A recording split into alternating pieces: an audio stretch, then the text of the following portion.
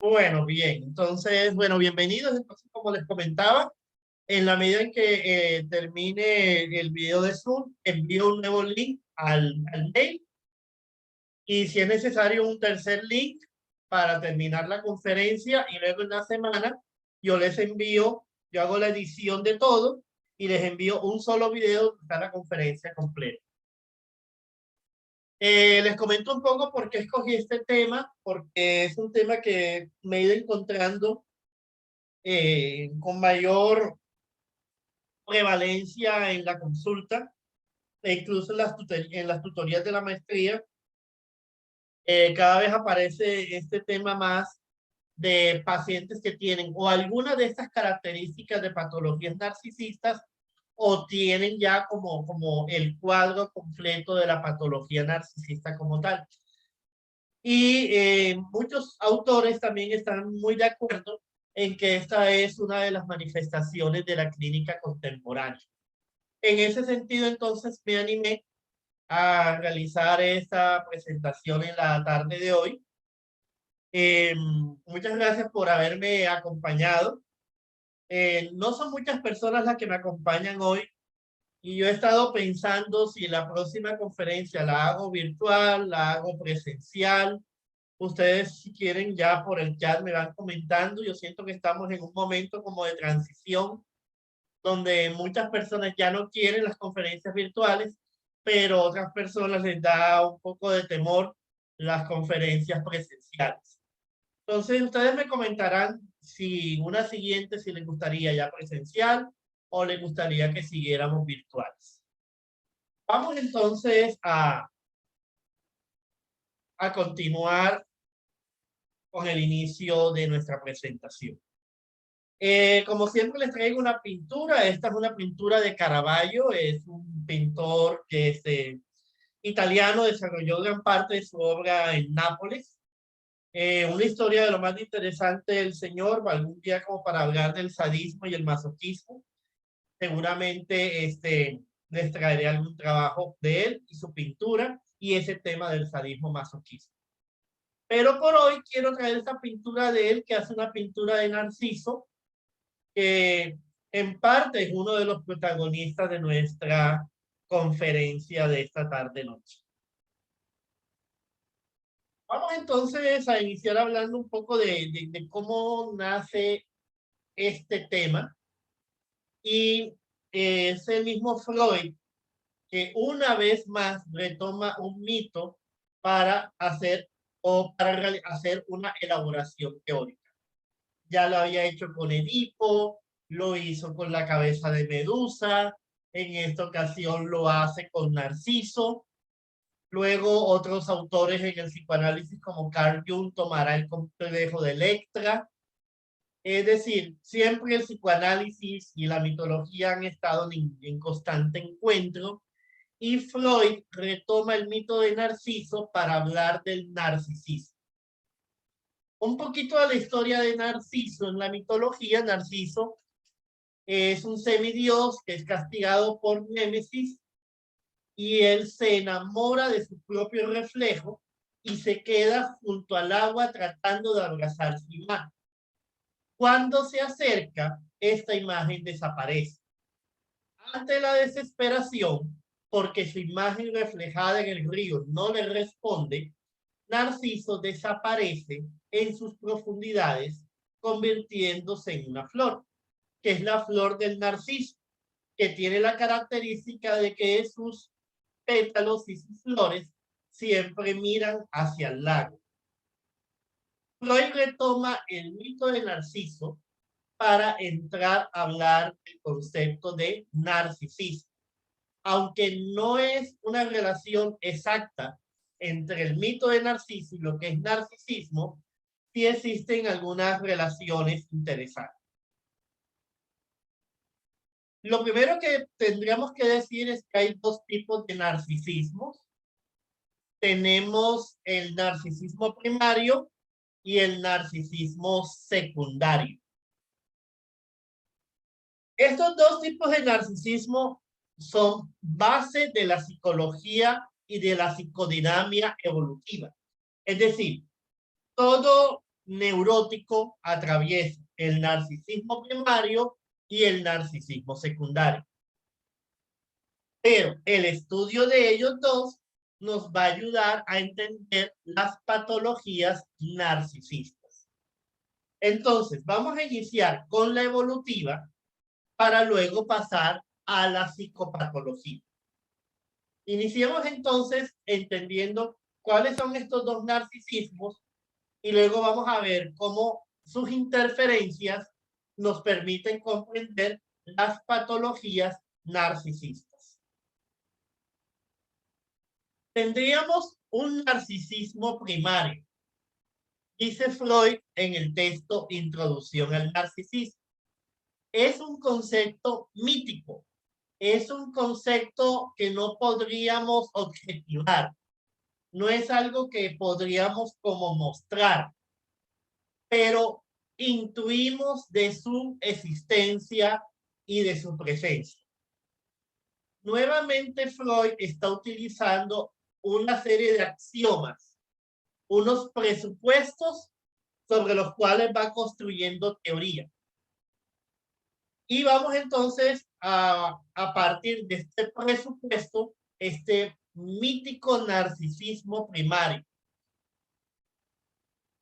que implica la constitución de un yo ideal. Quiero que piensen la palabra yo ideal.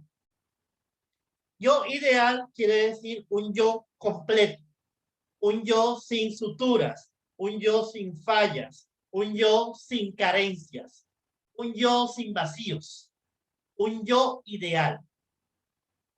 Evolutivamente estaríamos como en el inicio, como en los primeros meses de vida. Este bebé todavía no puede reconocer los objetos externos. O sea, él no sabe que hay un seno materno. Él no sabe que hay una mamá, que hay una madre. Él incluso todavía no sabe reconocer los límites entre su cuerpo y otros objetos.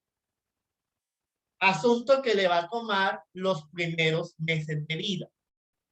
Como él no ha reconocido el seno y como todo lo que percibe, él lo encuentra en relación a sí mismo, él no logra diferenciar el yo del objeto, dice Freud, entonces vive un sentir de omnipotencia. Es el sentir de el bebé muy primitivo de que él se sostiene a sí mismo, porque él todavía no sabe de la existencia ni del seno ni de la madre, y ve al seno como una prolongación de él. En la medida en que el seno aparece o no aparece, es decir, que va a ir atravesando un poco la frustración, es que él va a ir reconociendo que hay un seno y hay un yo. Pero en el inicio, él todavía no la tiene clara. Él todavía no tiene ese reconocimiento. Entonces, la energía libre no reconoce la diferencia entre el yo y el objeto y se vive un sentir de omnipotencia.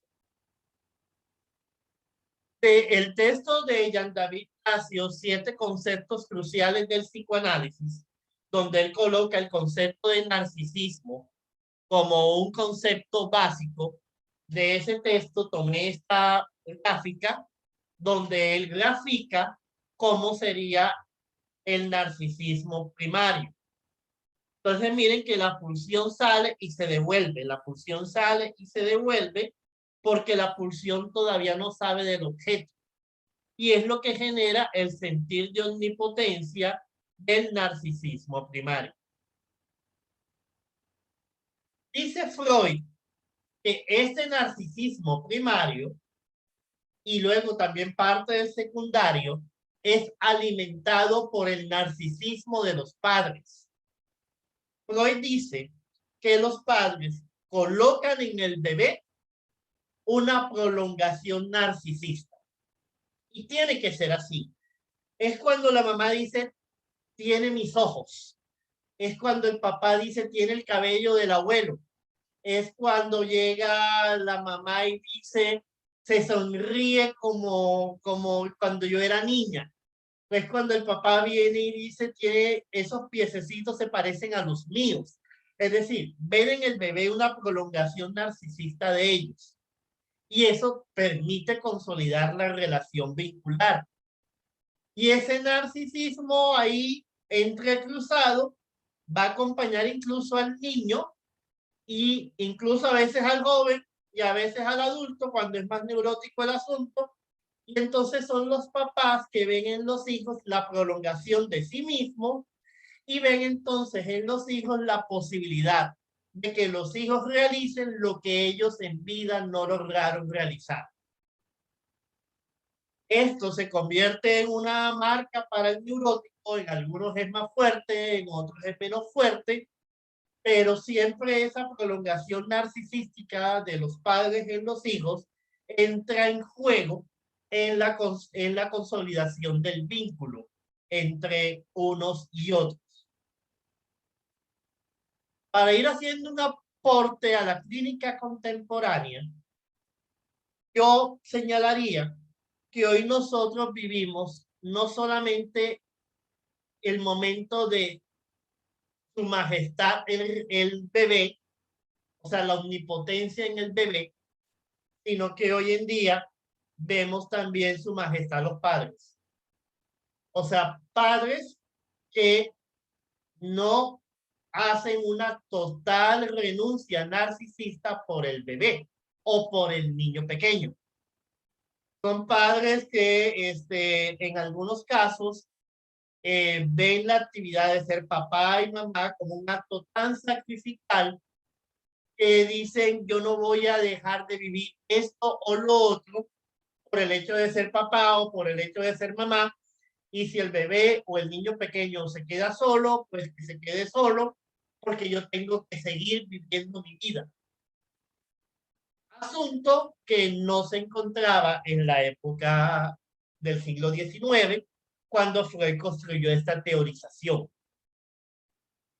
Entonces, como un primer apunte a la clínica contemporánea, ese paso de su majestad el bebé a la majestad de las necesidades narcisísticas de algunos padres, que generan entonces un compromiso negligente y abantónico frente al niño en los primeros años de vida.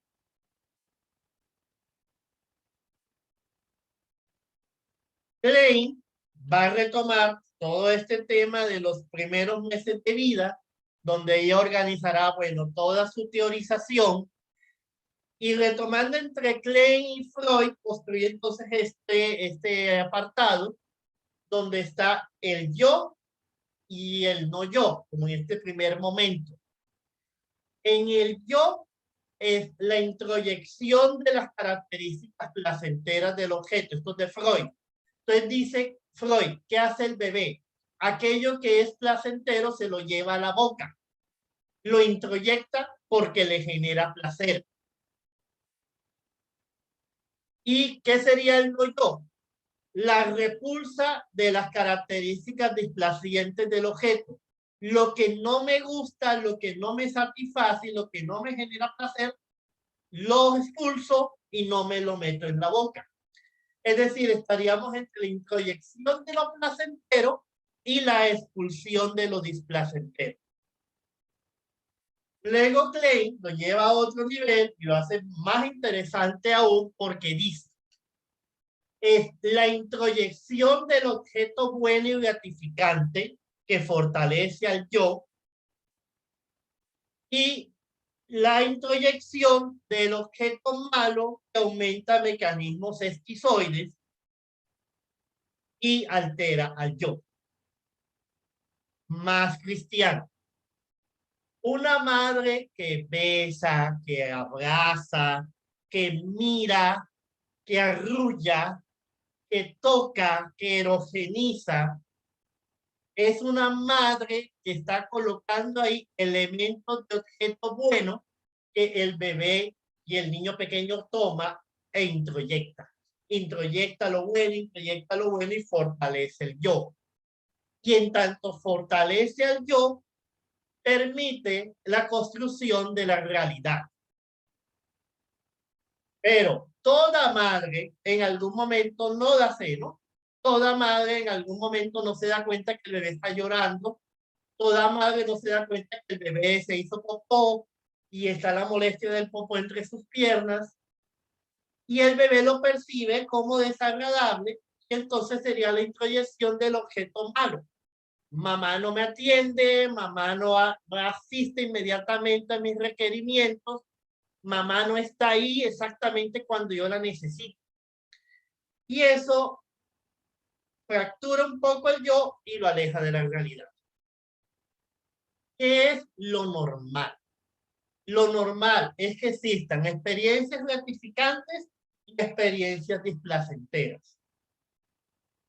Y lo evolutivamente esperado es que sean más experiencias gratificantes que permitan la introyección del objeto bueno y menos experiencias displacenteras que generen menos fracturas en el yo. Si el asunto va bien, con el tiempo prevalece el objeto bueno sobre el objeto malo.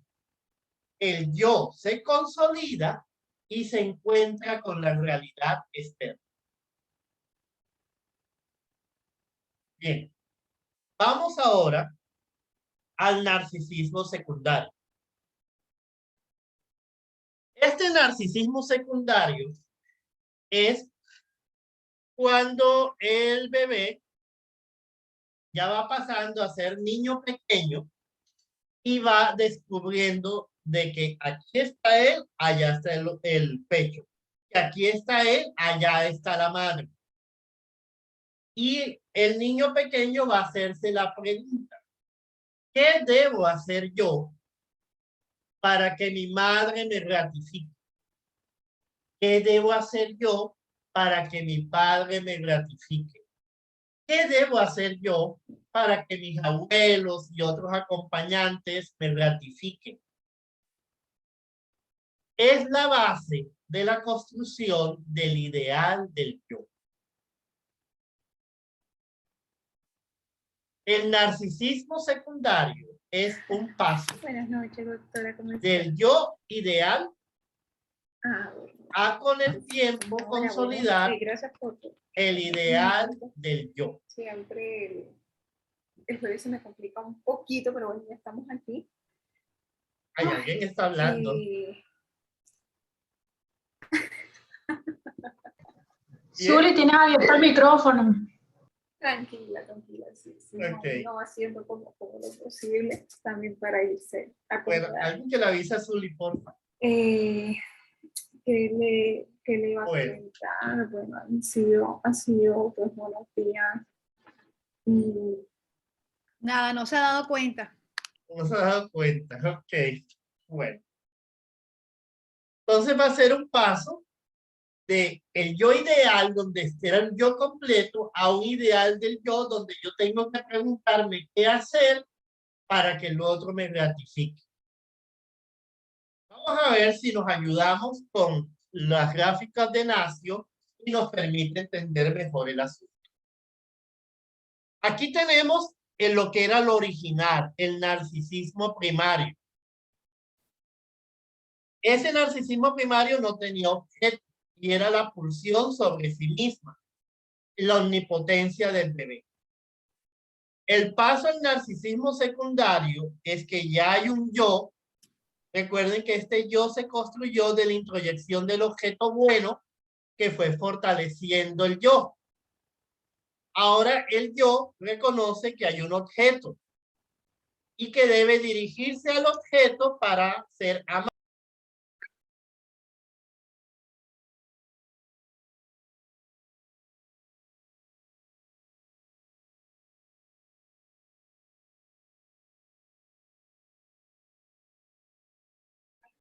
Okay.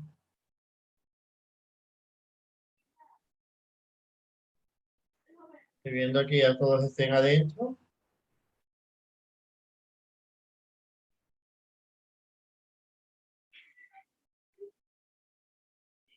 Iniciamos entonces. Bueno, entonces vimos lo esperado. Ahora entonces entremos al campo de lo que son las patologías narcisistas. En una patología narcisista, y el concepto de patología narcisista no es de Freud, sino es de autores post-freudianos, sobre todo autores que manejan lo que se llama la teoría del self, autores norteamericanos que centraron los estudios sobre el incipiente yo, y un autor en especial que vamos a ver más adelante, empiezan a dar cuenta en la clínica cómo existen unos pacientes que tienen unas características muy particulares. Y aquí están como algunas de ellas. Son pacientes que no logran integrar la representación del sí mismo y de los objetos.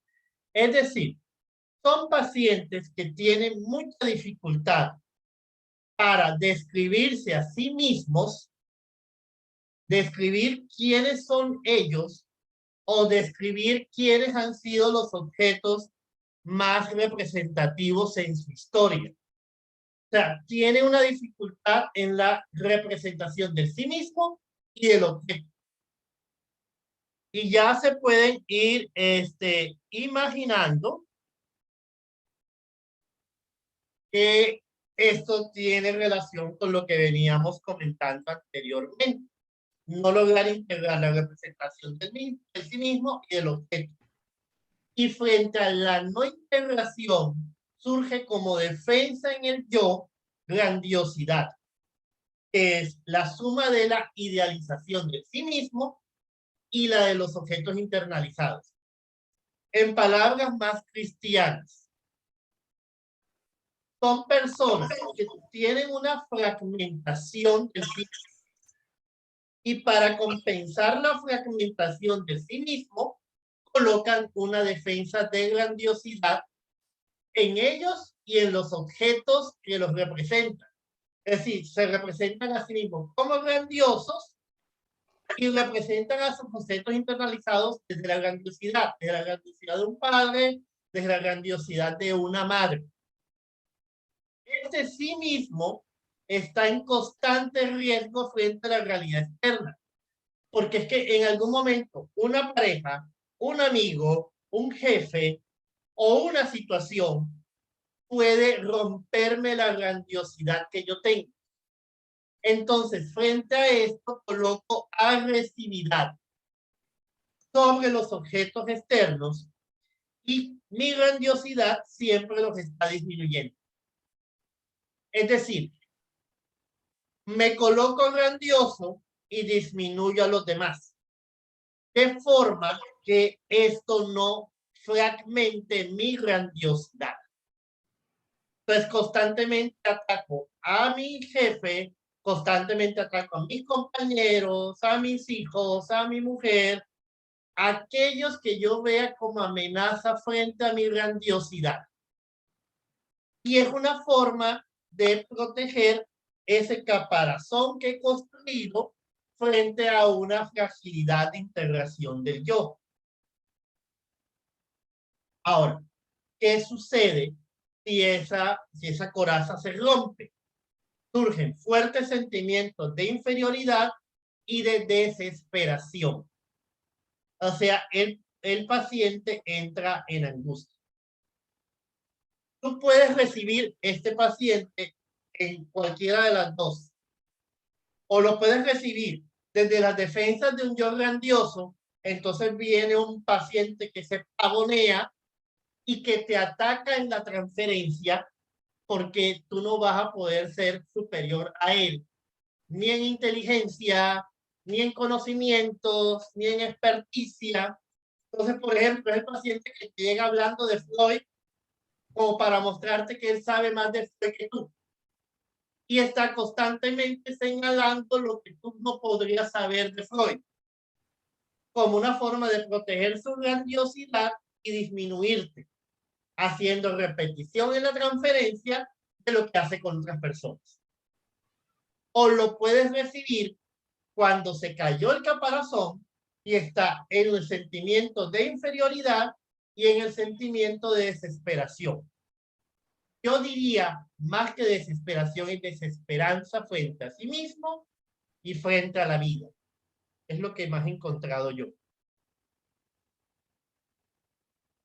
Bueno.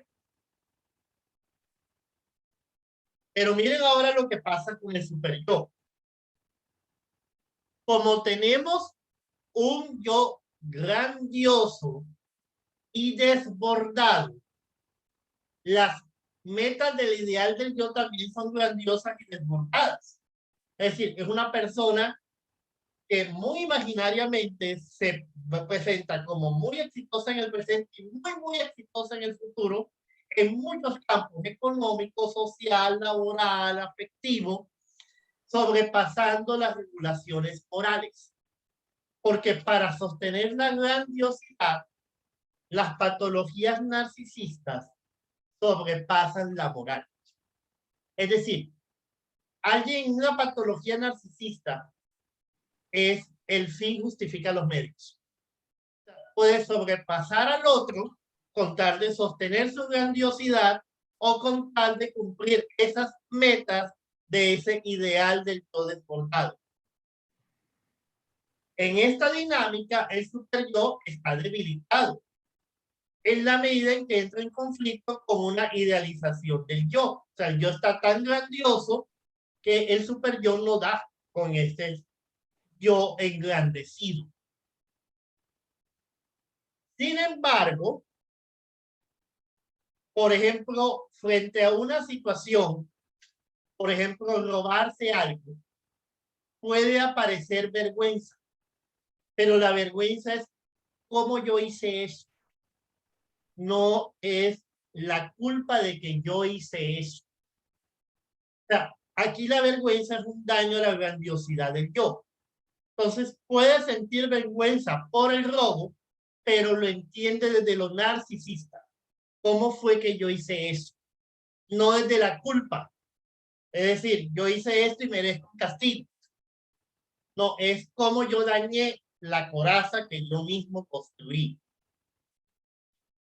En casos graves, estas patologías narcisistas conllevarían a lo que los manuales de clasificación clínica como el DSM-5 o el CIE-10 describen como conducta antisocial.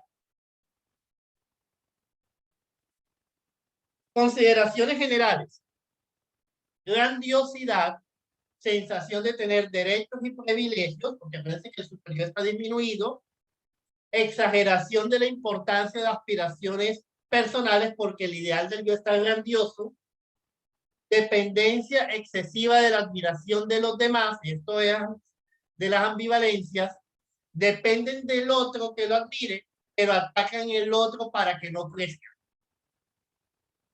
Porque es que la coraza se sostiene en la mirada del otro. Entonces, dependencia excesiva de la admiración de los demás y una báscula entre la grandiosidad y la inferioridad cuando la coraza se cae. Por otra parte, estos autores señalan que en las patologías narcisistas hay unos valores infantiles. Por ejemplo, ¿qué valores? Por ejemplo, el valor de la apariencia.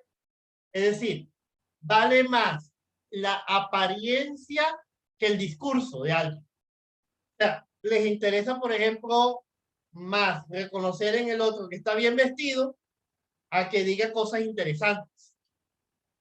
Son valores infantiles. Siguiendo a Piaget, son como más de un pensamiento más concreto que abstracto. Entonces, están muy sostenidos en la mirada, pero más allá de la mirada no descubren los discursos. Entonces, por ejemplo, ¿qué les interesa más?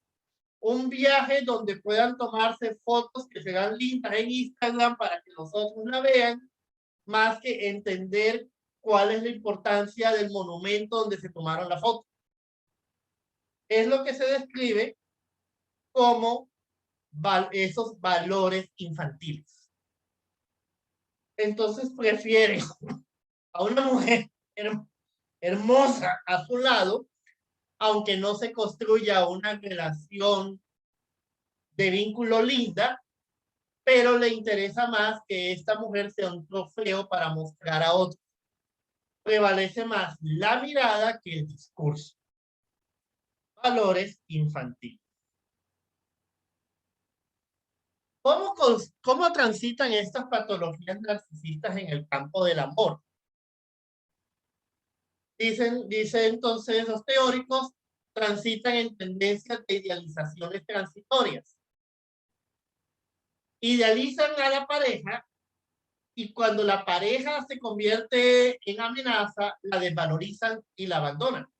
O la mantienen ahí para constantemente desvalorizarla y sentir que él o ella brilla.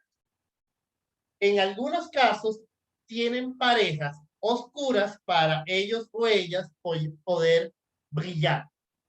Eso implica una devaluación constante del objeto de la pareja, una ambivalencia en el depender, porque la devalúo pero no la dejo. Y no la dejo porque la necesito para yo brillar. Dificultad para construir relaciones profundas y una necesidad de establecer dominio y control sobre los otros como forma de sostener la grandiosidad.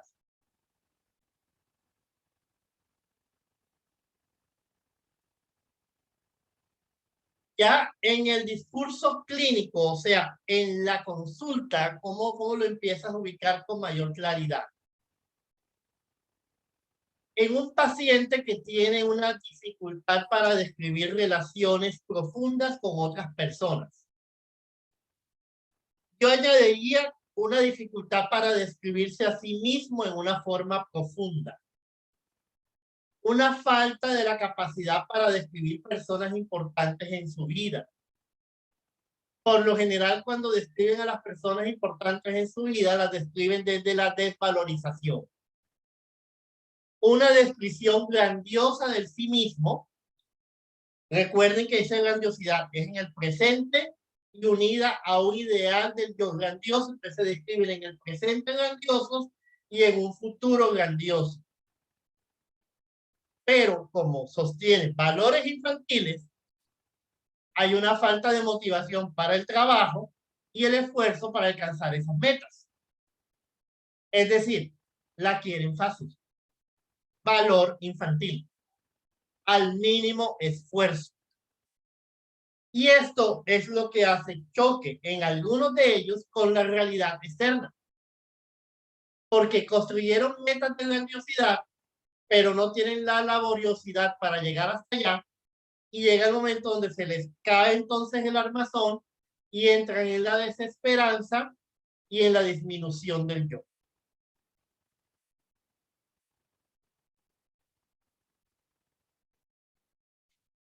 Entre todas las patologías narcisistas, voy a centrarme en dos. Una es el síndrome del narcisista maligno, y esta consiste en lo más cercano a la psicopatía. Aquí el yo es tan grandioso que aplastó el super yo. Hay una destrucción total de la capacidad del super yo. Hay una ausencia de valores adultos, una incapacidad para empatizar con los valores de los demás, predominio de la agresión sobre el amor. Acuérdense que aquí la agresión es disminuir al otro para mantener mi grandiosidad, y unos componentes paranoides, donde estoy constantemente pensando que otro quiere ser más grande que yo, o más importante que yo, o estar sobre mí para hacerme daño.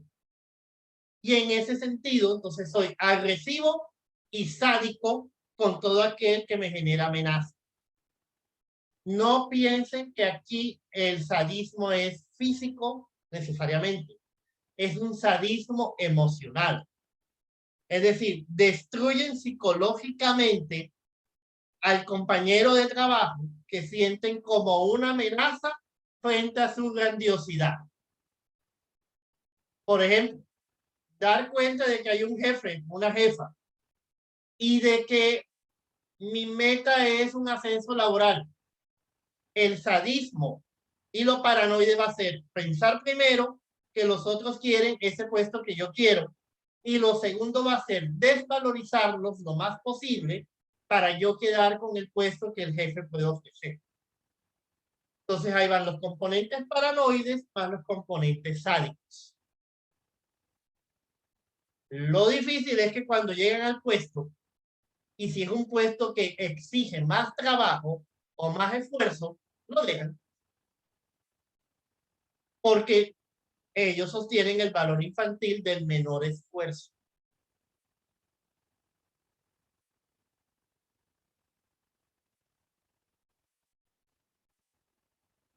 ¿Cómo sería una patología narcisista de las que le he hablado y a este narcisismo maligno? En una patología narcisista hay graves conflictos objetales. En el narcisismo maligno, graves conflictos objetales es que se mantienen entre el amor y el odio. En el narcisismo maligno es la agresividad hacia el sadismo. En las patologías narcisistas hay traumatización. El paciente te habla de carencias en el vínculo materno por lo general, abandono en los primeros años de vida, negligencia en los primeros años de vida, situaciones por las cuales la madre por lo general no acompañó los primeros años de vida. Hay una traumatización. En el narcisismo maligno el paciente no te habla de traumatización, no la registra. En las patologías narcisistas hay enfermedades crónicas en los primeros meses que conllevaron a un distanciamiento con la madre entre el narcisismo primario y el secundario y permite explicar la patología narcisista. En el narcisismo maligno tú no escuchas mucho de eso, pero sí hay una tendencia autodestructiva.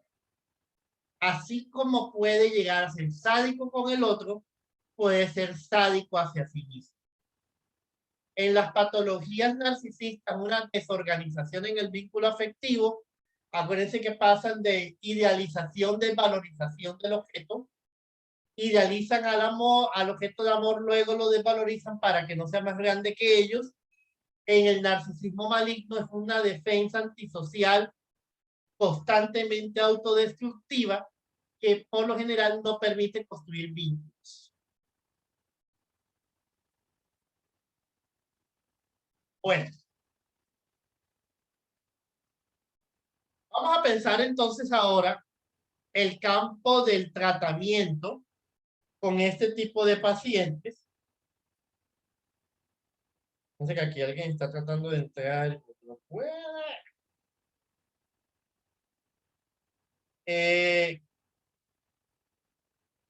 Otto Kemper es un autor que trabaja mucho estas patologías narcisistas y él nos señala algunos elementos que me parecieron interesantes para el análisis.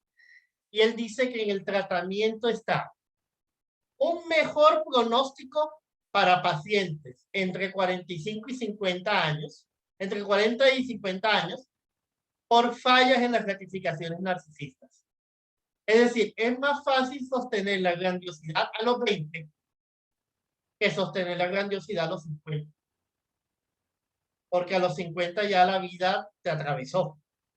A los 20 te puedes generar metas grandiosas. A los 50 ya te queda más difícil construir unas metas grandiosas. Entonces, ya hay unas fallas en la coraza que permiten un mejor pronóstico para el paciente. Kemper además señala que se debe apuntar al análisis de las resistencias frente al vínculo transferencial durante el tratamiento. Porque dice Kemper, el paciente siempre va a estar tratando de tumbarte, siempre va a estar tratando de colocarte disminuido, siempre está en posición de ataque, siempre está desde el sadismo, o peor, inician idealizándote y luego te tumban. Uno debe estar pues siempre atento a lo transferencial con el paciente, a lo contratransferencial que me está generando, porque él me quiere tumbar de mi silla, y estar siempre señalando la resistencia. Es decir, siempre mostrando cómo utilizas todo esto para atacar al proceso y no dar cuenta de ti mismo. Y miren que dije atacar al proceso. Yo no dije atacarme a mí.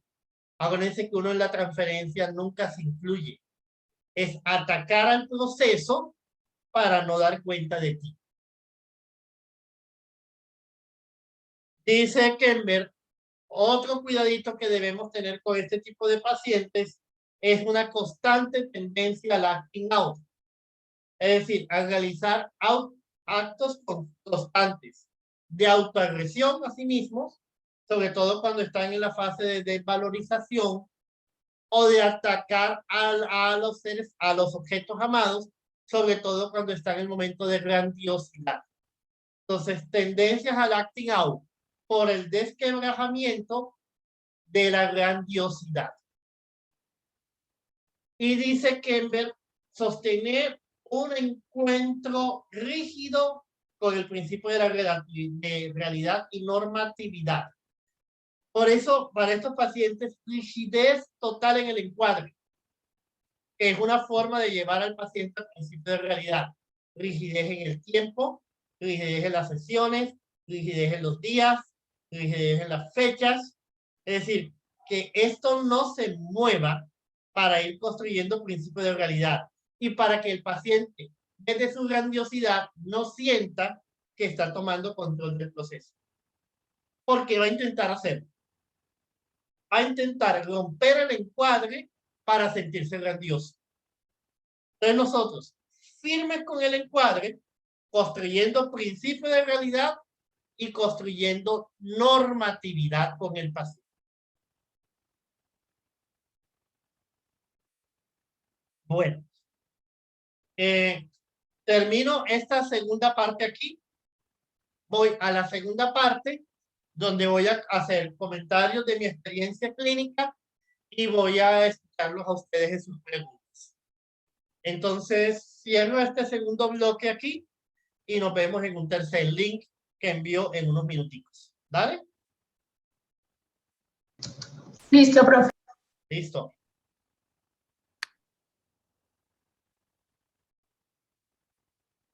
O gratificado.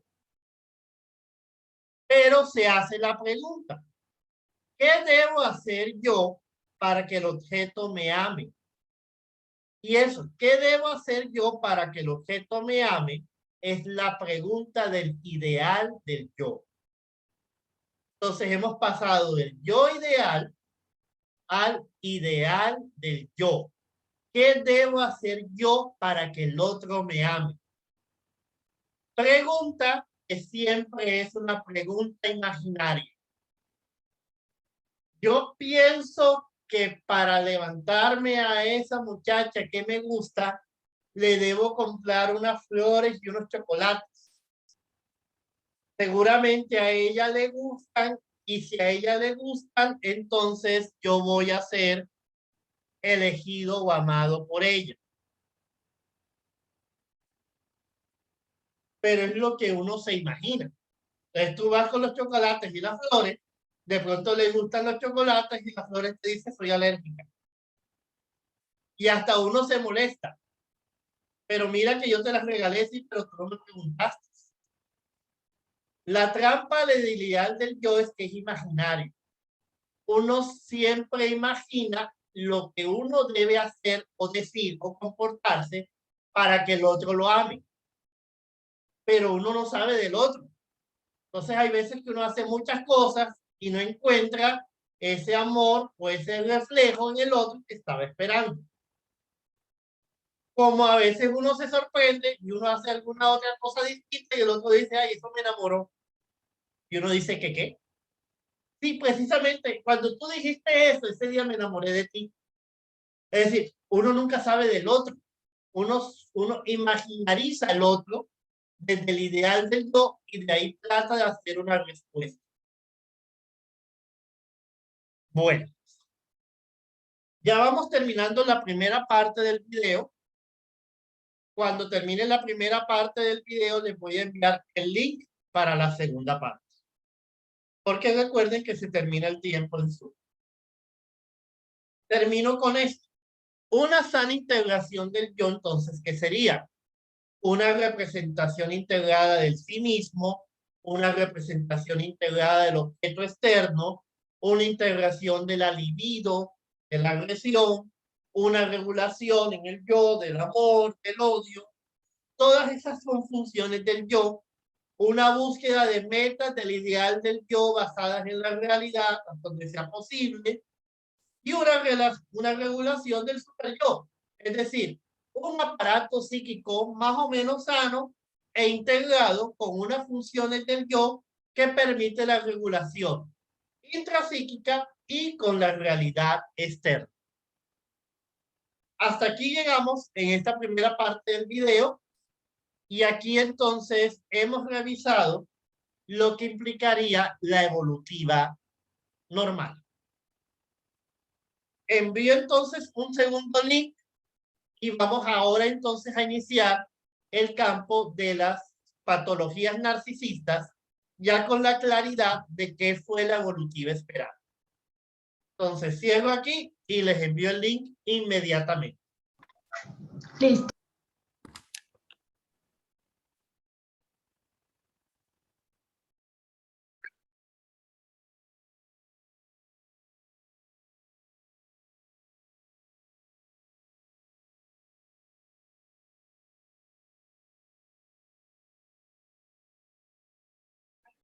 Okay.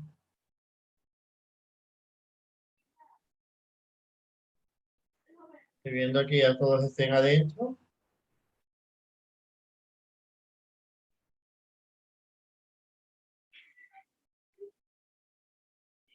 Iniciamos entonces. Bueno, entonces vimos lo esperado. Ahora entonces entremos al campo de lo que son las patologías narcisistas.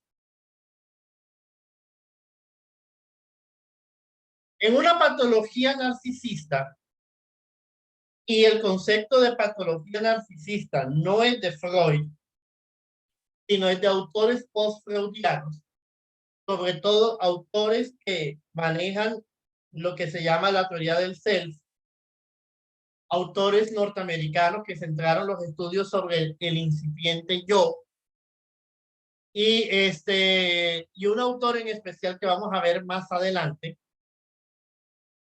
empiezan a dar cuenta en la clínica cómo existen unos pacientes que tienen unas características muy particulares.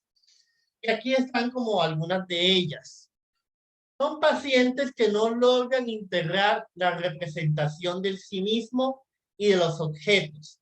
Es decir, son pacientes que tienen mucha dificultad para describirse a sí mismos, describir quiénes son ellos o describir quiénes han sido los objetos más representativos en su historia. O sea, tiene una dificultad en la representación de sí mismo y del objeto. Y ya se pueden ir imaginando que esto tiene relación con lo que veníamos comentando anteriormente. No lograr integrar la representación del sí mismo y del objeto. Y frente a la no integración, surge como defensa en el yo grandiosidad, que es la suma de la idealización de sí mismo y la de los objetos internalizados. En palabras más cristianas, son personas que tienen una fragmentación del sí mismo y para compensar la fragmentación de sí mismo, colocan una defensa de grandiosidad en ellos y en los objetos que los representan. Es decir, se representan a sí mismos como grandiosos y representan a sus conceptos internalizados desde la grandiosidad de un padre, desde la grandiosidad de una madre. Este sí mismo está en constante riesgo frente a la realidad externa, porque es que en algún momento una pareja, un amigo, un jefe o una situación puede romperme la grandiosidad que yo tengo. Entonces, frente a esto, coloco agresividad sobre los objetos externos y mi grandiosidad siempre los está disminuyendo. Es decir, me coloco grandioso y disminuyo a los demás, de forma que esto no fragmente mi grandiosidad. Entonces, constantemente ataco a mi jefe, constantemente ataco a mis compañeros, a mis hijos, a mi mujer, aquellos que yo vea como amenaza frente a mi grandiosidad. Y es una forma de proteger ese caparazón que he construido frente a una fragilidad de integración del yo. Ahora, ¿qué sucede si esa coraza se rompe? Surgen fuertes sentimientos de inferioridad y de desesperación. O sea, el paciente entra en angustia. Tú puedes recibir este paciente en cualquiera de las dos. O lo puedes recibir desde las defensas de un yo grandioso. Entonces viene un paciente que se pavonea y que te ataca en la transferencia porque tú no vas a poder ser superior a él, ni en inteligencia, ni en conocimientos, ni en experticia. Entonces, por ejemplo, es el paciente que te llega hablando de Freud como para mostrarte que él sabe más de Freud que tú. Y está constantemente señalando lo que tú no podrías saber de Freud, como una forma de proteger su grandiosidad y disminuirte, haciendo repetición en la transferencia de lo que hace con otras personas. O lo puedes recibir cuando se cayó el caparazón y está en el sentimiento de inferioridad y en el sentimiento de desesperación. Yo diría, más que desesperación, y desesperanza frente a sí mismo y frente a la vida. Es lo que más he encontrado yo. Bueno. Pero miren ahora lo que pasa con el superyo. Como tenemos un yo grandioso y desbordado, las metas del ideal del yo también son grandiosas y desbordadas. Es decir, es una persona que muy imaginariamente se presenta como muy exitosa en el presente y muy exitosa en el futuro, en muchos campos económico, social, laboral, afectivo, sobrepasando las regulaciones morales. Porque para sostener la grandiosidad, las patologías narcisistas sobrepasan la moral. Es decir, alguien, una patología narcisista es el fin justifica los medios. Puede sobrepasar al otro con tal de sostener su grandiosidad o con tal de cumplir esas metas de ese ideal del todo desbordado. En esta dinámica, el superyo está debilitado en la medida en que entra en conflicto con una idealización del yo. O sea, el yo está tan grandioso que el superyo no da con este yo engrandecido. Sin embargo, por ejemplo, frente a una situación, por ejemplo, robarse algo, puede aparecer vergüenza, pero la vergüenza es cómo yo hice eso. No es la culpa de que yo hice eso. O sea, aquí la vergüenza es un daño a la grandiosidad del yo. Entonces puede sentir vergüenza por el robo, pero lo entiende desde lo narcisista. ¿Cómo fue que yo hice eso? No desde la culpa. Es decir, yo hice esto y merezco un castigo. No, es como yo dañé la coraza que yo mismo construí. En casos graves, estas patologías narcisistas conllevarían a lo que los manuales de clasificación clínica como el DSM-5 o el CIE-10 describen como conducta antisocial. Consideraciones generales.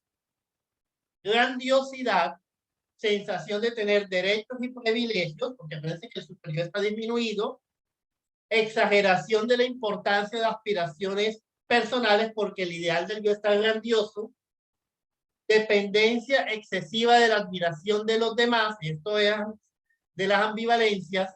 Dependen del otro que lo admire, pero atacan el otro para que no crezca. Porque es que la coraza se sostiene en la mirada del otro. Entonces, dependencia excesiva de la admiración de los demás y una báscula entre la grandiosidad y la inferioridad cuando la coraza se cae. Por otra parte, estos autores señalan que en las patologías narcisistas hay unos valores infantiles. Por ejemplo, ¿qué valores? Por ejemplo, el valor de la apariencia. Es decir, vale más la apariencia que el discurso de alguien. O sea, les interesa, por ejemplo, más reconocer en el otro que está bien vestido a que diga cosas interesantes. Son valores infantiles.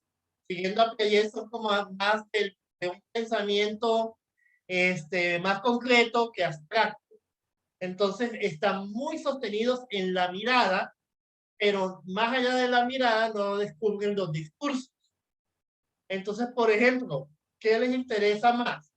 Un viaje donde puedan tomarse fotos que serán lindas en Instagram para que los otros la vean, más que entender cuál es la importancia del monumento donde se tomaron la foto. Es lo que se describe como esos valores infantiles. Entonces prefieren a una mujer hermosa a su lado, aunque no se construya una relación de vínculo linda, pero le interesa más que esta mujer sea un trofeo para mostrar a otros. Prevalece más la mirada que el discurso. Valores infantiles. ¿Cómo transitan estas patologías narcisistas en el campo del amor? Dicen entonces los teóricos, transitan en tendencias de idealizaciones transitorias. Idealizan a la pareja y cuando la pareja se convierte en amenaza, la desvalorizan y la abandonan. O la mantienen ahí para constantemente desvalorizarla y sentir que él o ella brilla. En algunos casos, tienen parejas oscuras para ellos o ellas poder brillar. Eso implica una devaluación constante del objeto de la pareja, una ambivalencia en el depender, porque la devalúo pero no la dejo. Y no la dejo porque la necesito para yo brillar. Dificultad para construir relaciones profundas y una necesidad de establecer dominio y control sobre los otros como forma de sostener la grandiosidad.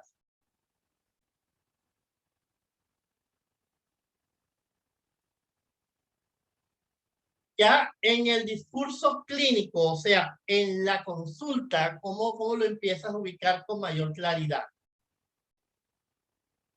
En un paciente que tiene una dificultad para describir relaciones profundas con otras personas. Yo añadiría una dificultad para describirse a sí mismo en una forma profunda. Una falta de la capacidad para describir personas importantes en su vida. Por lo general, cuando describen a las personas importantes en su vida, las describen desde la desvalorización. Una descripción grandiosa del sí mismo. Recuerden que esa grandiosidad es en el presente y unida a un ideal del yo grandioso, que se describen en el presente grandiosos y en un futuro grandioso. Pero como sostienen valores infantiles, hay una falta de motivación para el trabajo y el esfuerzo para alcanzar esas metas. Es decir, la quieren fácil. Valor infantil. Al mínimo esfuerzo. Y esto es lo que hace choque en algunos de ellos con la realidad externa. porque construyeron metas de grandiosidad, pero no tienen la laboriosidad para llegar hasta allá, y llega el momento donde se les cae entonces el armazón y entran en la desesperanza y en la disminución del yo.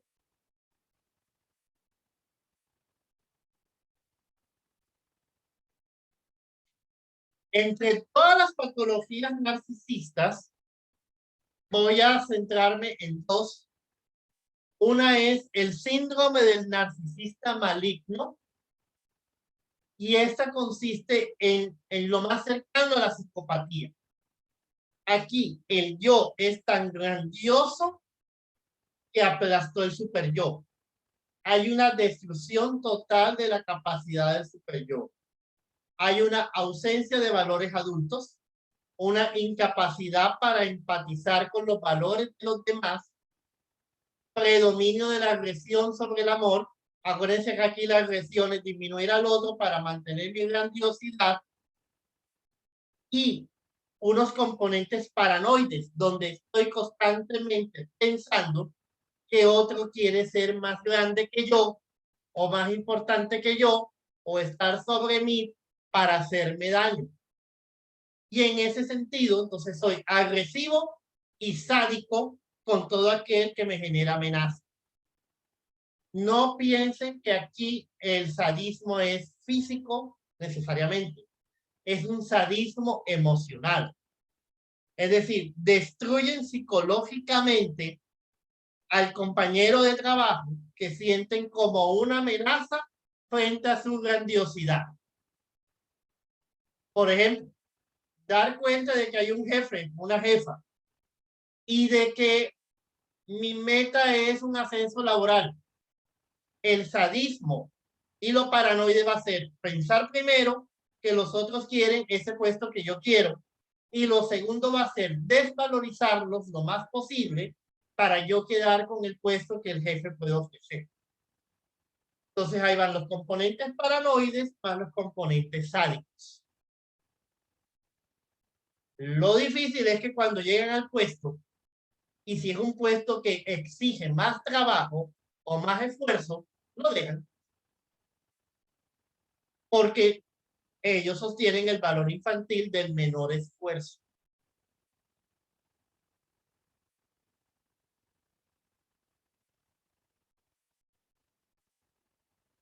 ¿Cómo sería una patología narcisista de las que le he hablado y a este narcisismo maligno?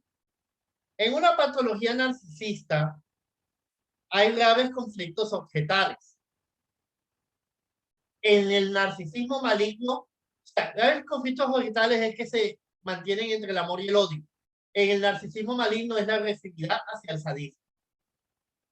En las patologías narcisistas hay traumatización. El paciente te habla de carencias en el vínculo materno por lo general, abandono en los primeros años de vida, negligencia en los primeros años de vida, situaciones por las cuales la madre por lo general no acompañó los primeros años de vida. Hay una traumatización. En el narcisismo maligno el paciente no te habla de traumatización, no la registra. En las patologías narcisistas hay enfermedades crónicas en los primeros meses que conllevaron a un distanciamiento con la madre entre el narcisismo primario y el secundario, y permite explicar la patología narcisista. En el narcisismo maligno tú no escuchas mucho de eso, pero sí hay una tendencia autodestructiva. Así como puede llegar a ser sádico con el otro, puede ser sádico hacia sí mismo. En las patologías narcisistas, una desorganización en el vínculo afectivo. Acuérdense que pasan de idealización, de valorización del objeto. Idealizan al amor, al objeto de amor, luego lo desvalorizan para que no sea más grande que ellos. En el narcisismo maligno es una defensa antisocial constantemente autodestructiva que por lo general no permite construir vínculos. Bueno, vamos a pensar entonces ahora el campo del tratamiento con este tipo de pacientes. Entonces que aquí alguien está tratando de entrar. no puede.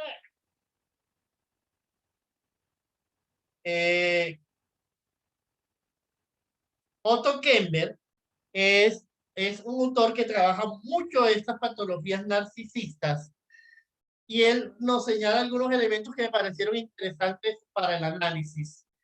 Y él dice que en el tratamiento está un mejor pronóstico para pacientes entre 45 y 50 años, entre 40 y 50 años, por fallas en las gratificaciones narcisistas.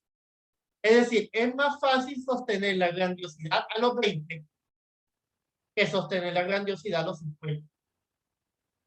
Porque a los 50 ya la vida te atravesó. A los 20 te puedes generar metas grandiosas. A los 50 ya te queda más difícil construir unas metas grandiosas. Entonces, ya hay unas fallas en la coraza que permiten un mejor pronóstico para el paciente. Kemper además señala que se debe apuntar al análisis de las resistencias frente al vínculo transferencial durante el tratamiento. Porque dice Kemper, el paciente siempre va a estar tratando de tumbarte, siempre va a estar tratando de colocarte disminuido, siempre está en posición de ataque, siempre está desde el sadismo, o peor, inician idealizándote y luego te tumban. Uno debe estar pues siempre atento a lo transferencial con el paciente, a lo contratransferencial que me está generando, porque él me quiere tumbar de mi silla, y estar siempre señalando la resistencia. Es decir, siempre mostrando cómo utilizas todo esto para atacar al proceso y no dar cuenta de ti mismo. Y miren que dije atacar al proceso. Yo no dije atacarme a mí. Acuérdense que uno en la transferencia nunca se incluye. Es atacar al proceso para no dar cuenta de ti. Dice Kemper, otro cuidadito que debemos tener con este tipo de pacientes es una constante tendencia al acting out. Es decir, a realizar actos constantes de autoagresión a sí mismos, sobre todo cuando están en la fase de desvalorización, o de atacar a los seres, a los objetos amados, sobre todo cuando están en el momento de grandiosidad. Entonces, tendencias al acting out por el desquebrajamiento de la grandiosidad. Y dice Kemper, sostener un encuentro rígido con el principio de la realidad y normatividad. Por eso, para estos pacientes, rigidez total en el encuadre, que es una forma de llevar al paciente al principio de realidad. Rigidez en el tiempo, rigidez en las sesiones, rigidez en los días, rigidez en las fechas.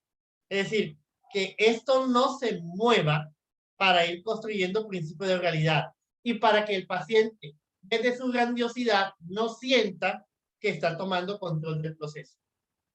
Porque va a intentar hacerlo. Va a intentar romper el encuadre para sentirse grandioso.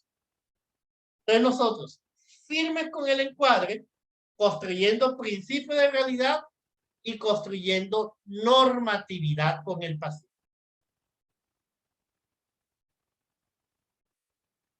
Bueno, termino esta segunda parte aquí. Voy a la segunda parte, donde voy a hacer comentarios de mi experiencia clínica y voy a escucharlos a ustedes en sus preguntas.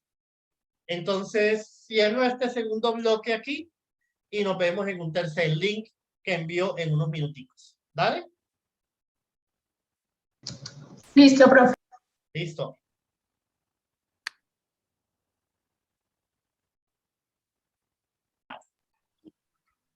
Sí, entonces vamos a repetirlo. ¿Dónde podríamos ubicar? Neurosis se ubican en conflictos edípicos. Neurosis histérica, punto de fijación edípica. Neurosis obsesiva, conflicto edípico que lleva a regresión anal. Perversión, conflicto con el padre y la ley. Psicosis, conflicto, ni siquiera conflicto, sino perturbación en la base del yo que impide la consolidación de la realidad externa. Las patologías narcisistas serían como un poquito más avanzadas que la psicosis, sin llegar a lo edípico, porque el conflicto de la patología narcisista no es edípico. Miren que no hay un tema ni con el padre ni con la madre.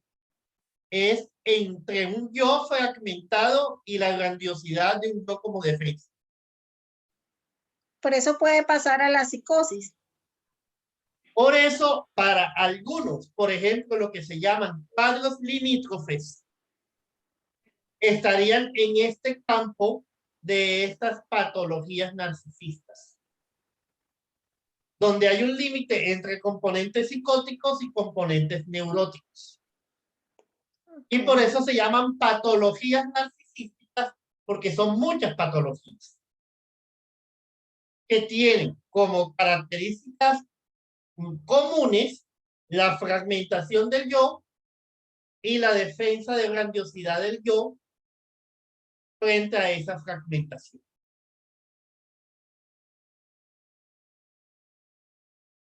Esa grandiosidad del yo entonces lleva a que el paciente se te presente pomposo en la cita. O sea, es un pavo real que te está constantemente hablando de logros, de alcances, de metas, de cosas que ha hecho, y tú te vas pillando en el discurso como para llegar a esas metas ha rebajado a los demás. Te vas pillando en el discurso como no tiene una conciencia moral. Te vas pillando en el discurso como el super yo está más del lado de la vergüenza que de la culpa. O sea, él le avergüenza más lo malo que hizo que sentir culpa por lo malo que hizo. Porque qué vergüenza que yo lo hice. Desde la grandiosidad. Y te vas pillando en el discurso como las relaciones de pareja que ha sostenido tienden a ser superficiales, donde las engrandece y luego las aplasta para soltarlas, o las engrandece y las aplasta y las tiene ahí para él o ella poder brillar. Alguien en una patología narcisista tiene una pareja que yo digo que parece un moco. O sea, está el sujeto ahí y está el moco al lado. Y tú te das cuenta que esa otra persona ni habla, ni opina, ni dice. Está ahí como para verlo o verla brillar. Por lo general, escogen parejas que tengan menor nivel de formación académica, menores ingresos académicos, menor estatus social, porque eso permite que no sean tan amenazantes. Pero si la pareja, por cosas de la vida, llega a surgir, la dejan y la atacan o la trata de empobrecer, porque se convierte en una amenaza a su grandiosidad de vida. O sea, miren que es un sujeto que no tiene pérdida con la realidad, pero sí tiene una distorsión de la realidad de sí mismo y una distorsión de la realidad de los objetos. O sea, no hay pérdida de realidad externa. O sea, no tiene delirio, no tiene alucinaciones, pero sí una distorsión de la realidad de quién es, de quién puede llegar a ser, de quiénes son esas personas que lo acompañan. Y un sentir de que quienes están a su alrededor deben ser más bajitos para no ser amenazantes.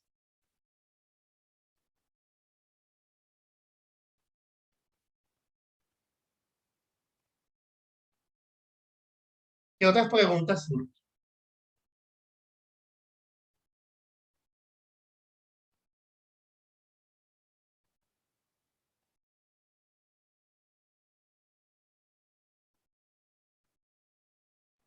Profe, cuando habla de hay patologías, o sea, como en un conjunto o varias, ¿hay algo, alguna literatura o algo donde se pueda ver y resolver ese múltiple de...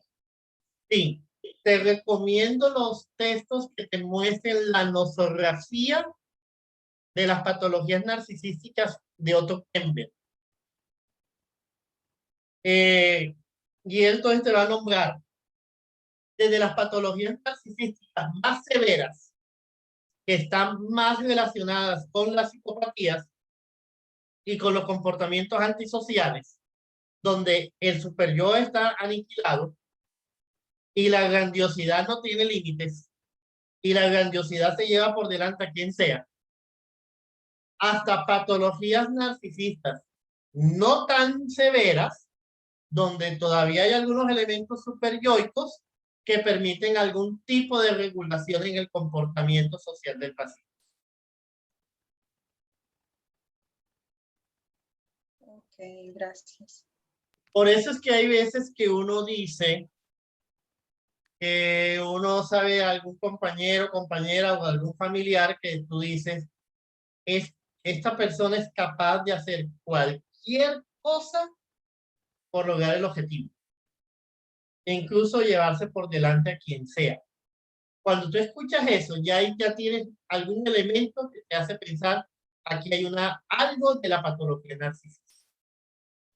Que si la vas uniendo con los otros elementos, grandiosidad, dificultad para describirse a sí mismo, idealización y aplastamiento del objeto de amor, esa moral, más desde la vergüenza que desde la culpa, las metas sobreidealizadas de lo que pueden ser en la vida, más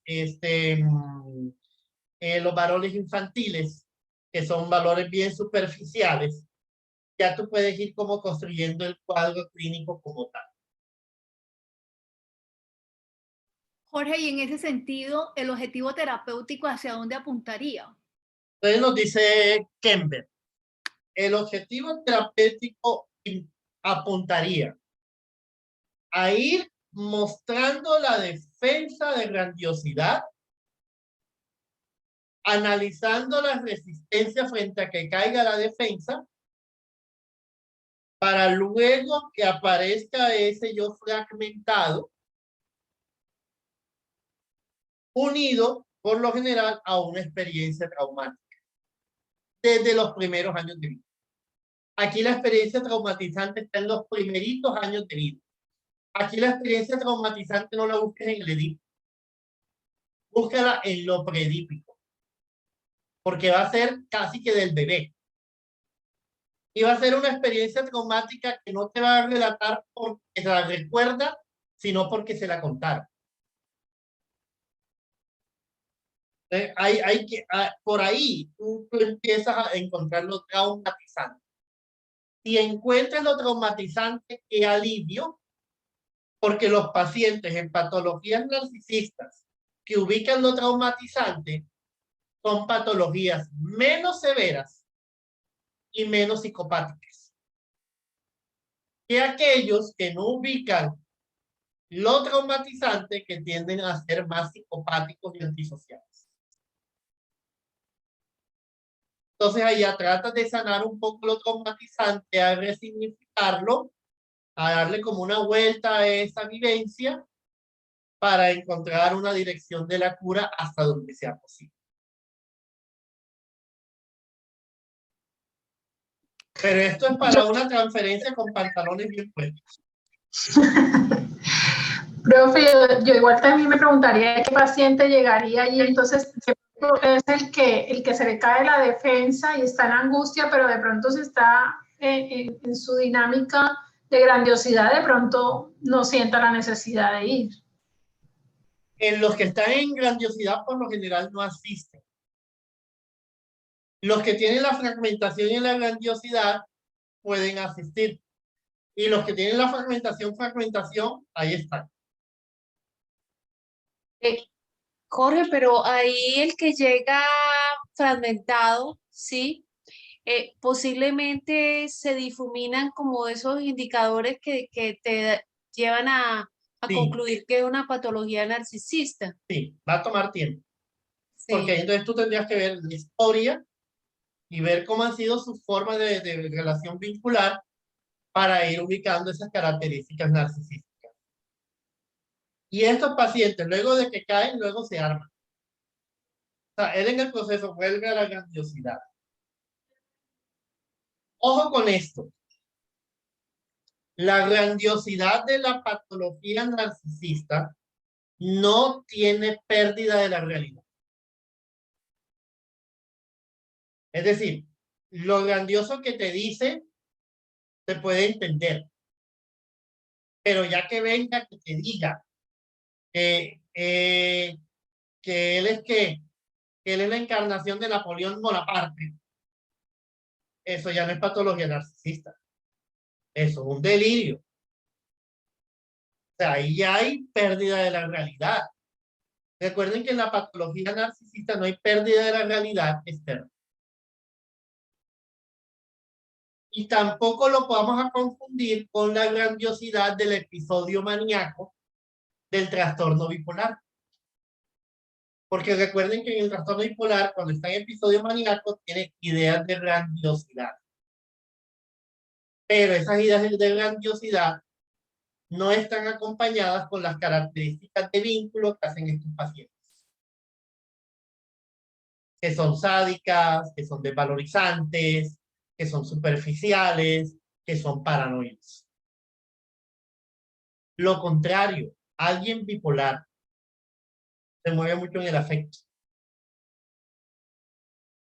Alguien bipolar en grandiosidad dice: voy a tener mucho dinero para comprarle muchas cosas a mis hijos y muchas cosas a mi esposa y muchas cosas a mis papás. Eso es un delirio de grandiosidad maníaca. Voy a tener mucho dinero y los voy a hacer muy felices. Eso no es narcisista. Mira que él está en relación a los otros y los quiere complacer y los quiere llenar. La grandiosidad de la patología narcisista: yo soy grandioso para mí mismo, para más nadie. Y en mis metas, si me llevo a mi mujer por delante, me la llevo.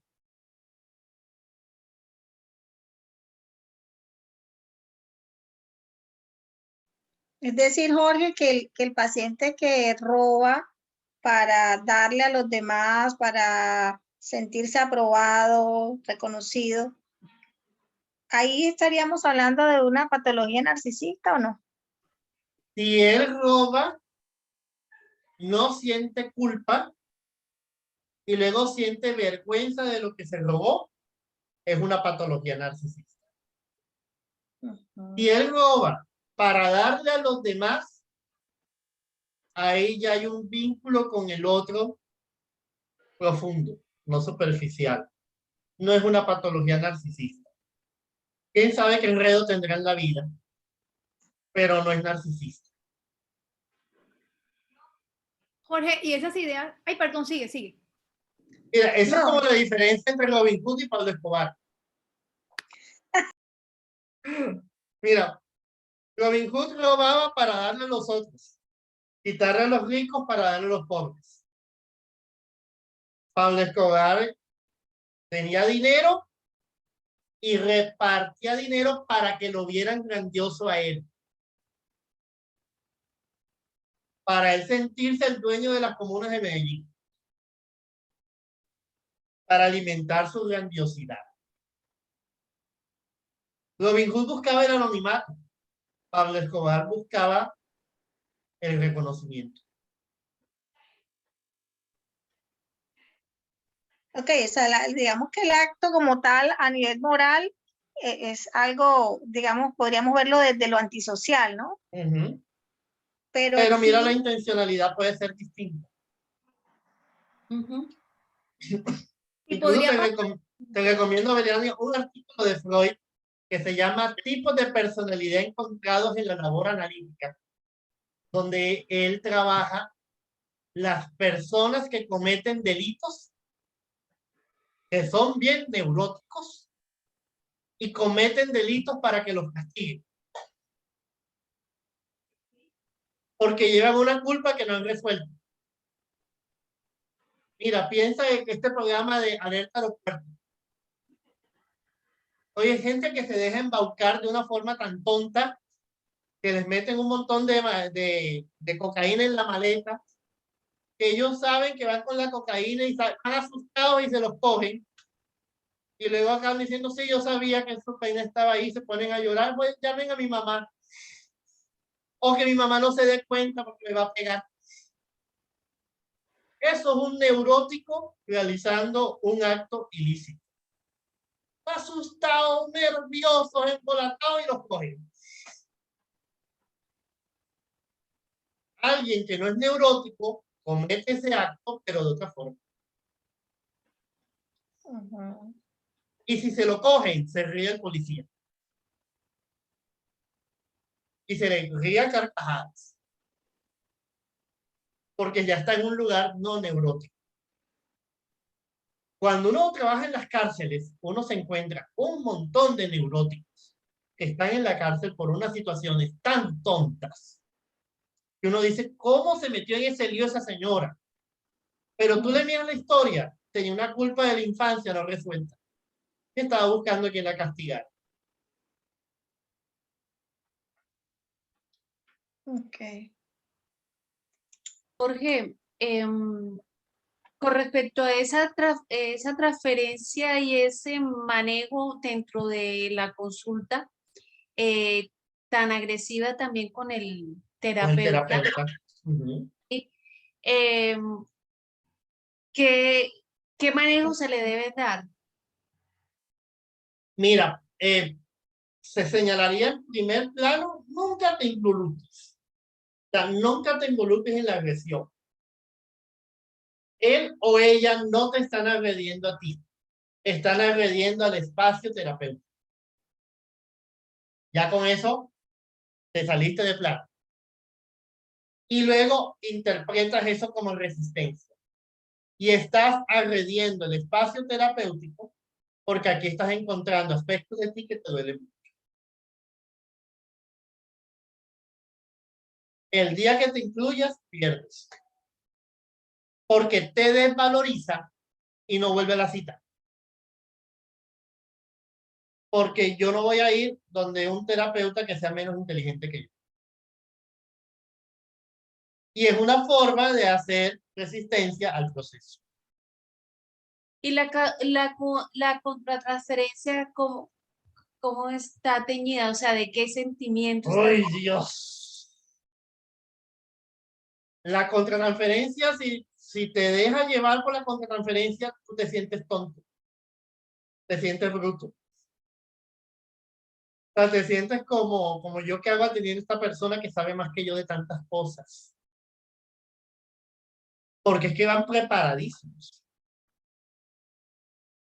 Entonces, por ejemplo, yo atendí a uno hace años, era un estudiante de psicología, y en la primera cita dice lo siguiente. Mire, yo sé por qué yo vengo aquí. Pero mira ya cómo empezó. Yo sé por qué yo vengo aquí. Lo que sucede es que yo no he logrado decatetizar las pulsiones ligadas al objeto materno incestuoso, y eso no me ha permitido catetizar objetos no incestuosos. Y de esa forma no he logrado hasta el momento consolidar una relación de pareja. Pero le advierto algo. Soy tan valioso es que también las mujeres no me dan la talla a mí. Entonces me trae primero la teoría para engrandecerse y luego me trae la grandiosidad frente al objeto. Citas siguientes. Me dice, me dijeron que usted da clases de Freud y de Lacan. Usted no sabía que Lacan tal cosa, tal otra, tal otra. Usted no sabía que Lacan tal cosa, tal otra, tal otra. Yo sí pensé que usted no sabía. Yo en ese momento no respondía si sabía o no sabía. Porque si respondes que sabías, algún día te va a tocar responder que no sabías. Entonces tú escucha en silencio y trata de pensar de qué forma vas a interpretar esa resistencia hacia el proceso y no hacia ti como persona.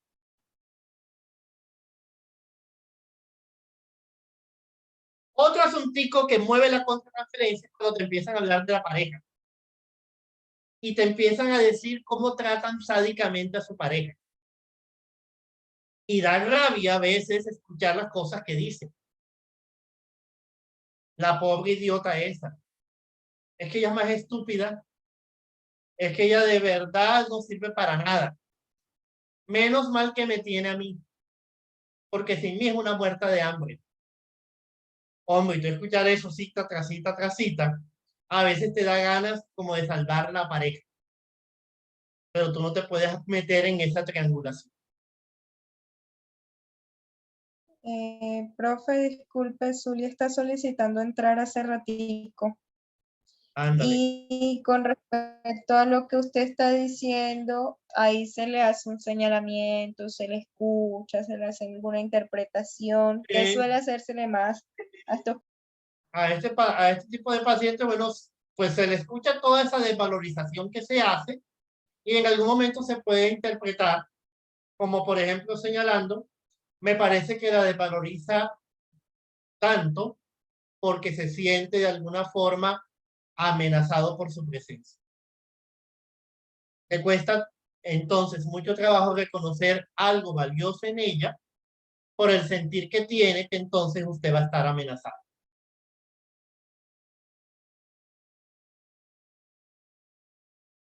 Me pregunto de qué trata todo esto.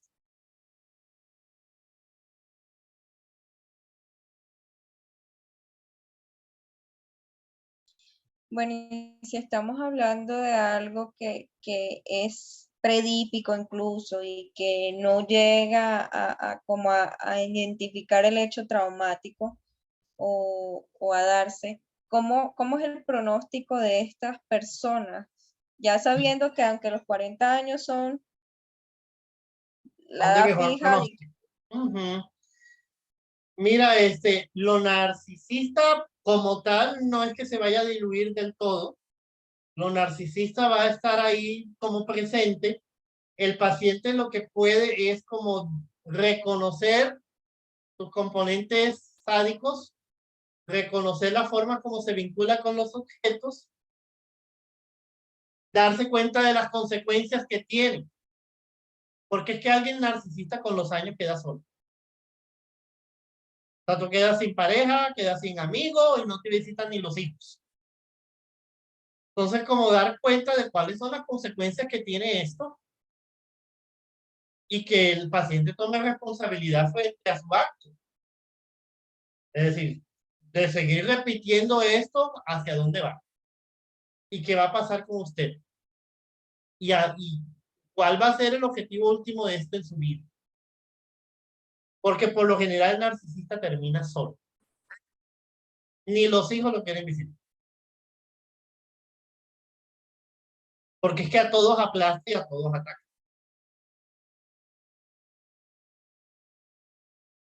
Jorge, y cuando aparecen esos sentimientos de autodestrucción, por ejemplo, que hay una ideación suicida, ¿cómo se puede llegar a equilibrar, digamos, sin afectar el objetivo terapéutico, ¿no? O sea. Mira que cuando aparece el autodestructivo es más hacia la fractura de la defensa. Entonces están como más suavecitos, están como más livianos.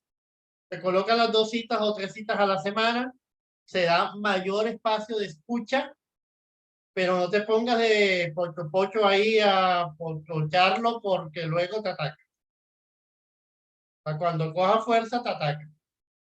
Es como ofrecer el espacio de escucha. Y incluso puede ser un buen momento para que el paciente reconozca cuáles son las consecuencias de esas formas tan narcisistas de vincularse con los demás. Donde al final te van dejando solo.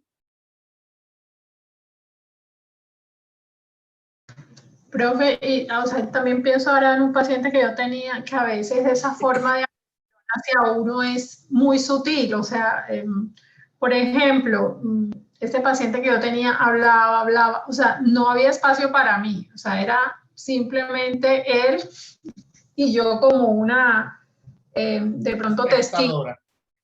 Ujú. Ujú. Y también la otra sensación que yo siempre quería sobrepasar el tiempo que tenía establecido. Ujú. O sea, lo inundaba todo, quería explayarse del tiempo y siempre era, o sea, nunca había un espacio, sino él hable. Y pienso que su punto de quiebre fue la novia, o sea, él tenía una novia que no era su novia, pero que quería que estuviera ahí en las condiciones que le ofrecía. De alguna manera, como ella y él en medio de un harén, o sea, él quería que ella se quedara ahí y soportara que él tuviera un harén de mujeres. Y como no lo soportaba, o sea, que ella se haya ido y lo haya dejado, lo quebró. Al menos hubo una. Por eso dice Kemmer, mantén rígidamente el encuadre terapéutico. Porque lo va a querer romper. Y si lo rompe, se siente en poder sobre él. Bueno, me toca ir finalizando. Ya me está diciendo aquí el contador que faltan menos de 10 minutos. Espero que les haya parecido interesante este encuentro. Y coméntenme si quieren un siguiente virtual o presencial, a ver qué hacemos. ¿Dale? Jorge, ¿lo puedes hacer combinado? Hasta podría ser, ¿por qué no? Sí. Sí, profe, porque como Sí, lo que estamos fuera preferible. de Barranquilla, para que podamos asistir. Bueno, también, dale. Súper. Mm, Sí, muy chévere, muy interesante, la verdad, Jorge. Muchas gracias por este espacio que nos brindas. Bueno. Genial que Haremos. fuera, por ejemplo, todos los jueves, ya que uno tuviera como que el espacio, porque estos espacios definitivamente que lo vuelven a uno a escuchar sobre temas tan importantes. O sea, es volver a analizar lo analizado en algún momento, pero que tú tienes una facilidad para poder tocar teóricamente, hacerlo tan sencillo para la aplicación en la terapia, en el proceso. Entonces yo te felicito, a mí me encantó escucharte. Bueno, vamos a hacerlo uno el próximo mes a ver qué pasa. Dale. Está muy lejos. Jorge, el temita de trastorno límite. Ok. Dale. Está candente. Estoy de Dale, pues. acuerdo contigo, sí, yo también me interesaría ese tema de trastorno Ok. límite. Dale. Bueno. Bueno, Jorge, muy chévere, como siempre, gracias. Bueno. Saludo a todas. Bueno, Gracias, Gracias. Jorge. chao. Les envío el video en la semana. Dale. Listo, dale, Gracias. gracias. Chao. Chao. Muchas gracias. Buenas noches.